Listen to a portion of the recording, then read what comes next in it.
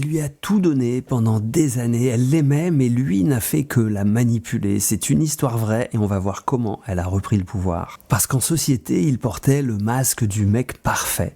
Mais à la maison, c'était une autre chanson. Et puis un jour, après des années, il a décidé que tout était fini. Et elle a découvert l'ampleur du mensonge. Il a détruit sa confiance en elle, manipulé ses émotions, et quand il a estimé que c'était le bon moment, il avait bien pressé le citron, il l'a laissé épuisé, méconnaissable, complètement perdu.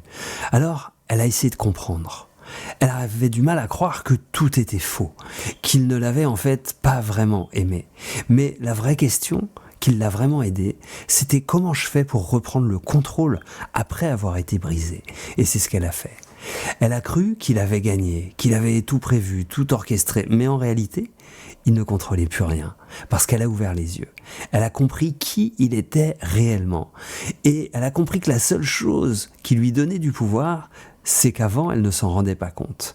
Mais une fois qu'elle l'a su, elle a pu enfin devenir elle-même. Voici les 3 choses qu'elle a faites pour reprendre son pouvoir. 1.